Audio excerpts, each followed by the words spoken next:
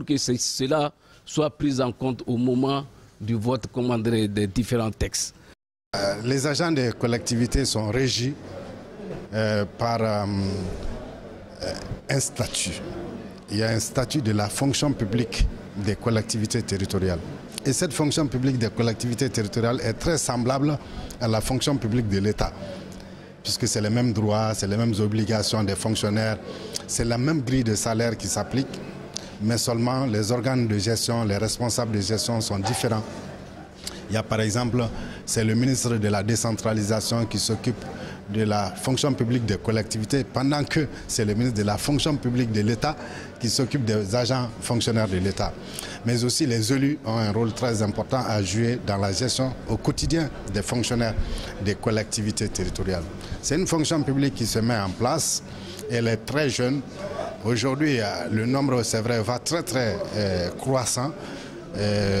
Puisque ça concerne tous les personnels administratifs de base, les personnels des services financiers, les personnels des services techniques des collectivités, mais aussi et surtout le personnel de l'enseignement objet de transfert de compétences vers les collectivités, le personnel de la santé objet de transfert vers les collectivités.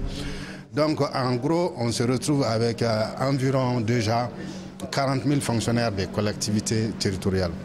Le centre a formé 1849 agents des collectivités territoriales en formation initiale, ou formation professionnelle de base.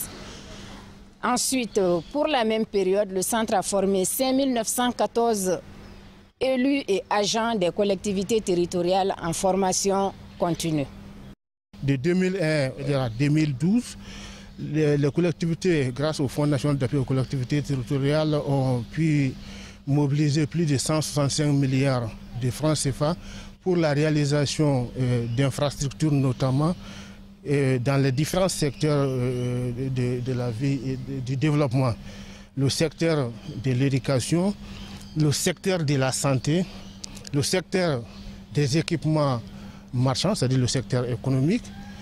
Les budgets de toutes les collectivités territoriales sont mauvais parce qu'on surestime les recettes et on ne diminue jamais les dépenses. Donc on crée des recettes pour combler les dépenses, rendant ainsi structurellement déficitaires tous les budgets des collectivités territoriales. Et là, les responsabilités sont au niveau de l'autorité qui approuve le budget, du service déconcentré de l'État qui conseille la commune, qui lui permet de dire qu'elle va faire des recettes de 200 millions quand la réalité c'est 25, et qui continue à signer dessus, c'est bon, votre budget est bon, continuez ainsi. Ça, ce n'est pas bon. Il faut que nous trouvions un mécanisme d'adaptation, de recouvrement à chaque type de collectivité. Là où le chef de fraction peut recouvrer, il peut le faire. À ma connaissance, il demeure auxiliaire de l'administration publique. Là où le chef de village peut le faire, il peut le faire. Mais l'État ne saurait être absent. Ce n'est pas possible. La représentation de l'État s'assume pleinement en termes d'accompagnement auprès des élus. Parce que la tutelle est globale. Elle touche à tous les domaines d'activité de vie. La tutelle environnement, mon directeur de l'environnement va me l'apporter. La tutelle financière, j'ai des financiers pour ça. La tutelle technique, j'ai des urbanistes pour ça. La tutelle sanitaire, madame me regarde, elle est là. Donc, il y a tout sur le terrain pour faire en sorte que nous puissions jouer toute notre partition. Vous savez, il n'y a pas de démocratie sans décentralisation et sans une déconcentration de l'ensemble des services. Et cela doit se faire avec l'appui des services techniques au profit, disons, des collectivités locales. Donc, depuis la mise en place de la décentralisation au Mali, effectivement, il y a eu beaucoup d'acquis. Et je peux même me permettre de dire que la décentralisation au Mali a été une très grande réussite, parce que pratiquement, nous sommes le seul pays qui a pu au moins faire une décentralisation de à peu près ou pratiquement de 703 communes et 49 cercles et plus 8 régions et un district, le district de Bamako. Monsieur le ministre, un tel programme de refondation de l'État exige beaucoup de moyens. L'État et les populations apporteront toujours leur contribution dans la mesure de leurs moyens. Le soutien des partenaires techniques et financiers vous est-il acquis comme lors de la première phase? La régionalisation, ils le soutiennent. Comme ils ont soutenu la phase de la communalisation, ce n'est un secret pour personne, vous le savez aujourd'hui, sur le financement des investissements des collectivités, les partenaires au développement payent plus de 90%. Dès le début de la décentralisation dans le pays, le Mali a pu compter sur un appui de ses partenaires pour engager en profondeur cette réforme. Des acquis significatifs ont été atteints. Un renforcement de la démocratie locale, un solide dispositif législatif et réglementaire et un mécanisme d'appui technique et financier. Pendant la période troublée de 2012, les collectivités territoriales ont joué un rôle remarquable pour la stabilité et la cohésion du pays. Elles ont continué à fournir des services publics et se sont intervenues dans la distribution de l'aide humanitaire. Cela fait déjà plus que 10 ans que la Belgique et aussi d'autres partenaires comme l'Allemagne ont soutenu le processus de décentralisation. Et si vous vous rappelez bien, dans les années 90, l'attention principale était sur la création des collectivités territoriales. Et la Belgique et nos collègues PTF ont soutenu ce processus en focalisant et renforçant les capacités des collectivités territoriales. Cela veut dire au niveau local. Mes collègues d'Allemagne ont par exemple aussi créé le centre de formation des collectivités territoriales. La Belgique a soutenu les collectivités par exemple comme Koulikoro, où nous travaillons depuis des maintes années déjà pour renforcer les capacités des autorités pour gérer leur territoire proprement. Bon, nous soutenons le gouvernement dans cet aspect de régionalisation.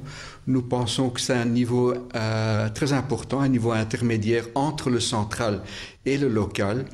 En effet, comme je vous l'ai dit, l'attention était un peu trop sur le local et il y a vraiment un besoin de fortifier, de renforcer le lien entre le central et le local. Bamako n'est pas en position, nous pensons, de gérer, de contrôler, de soutenir à un niveau très local. Il faut les régions, il faut une création de régions fortes. Nous devons soutenir cet appui. C'est aussi une recommandation des États généraux de renforcer tout ce qui concerne les régions.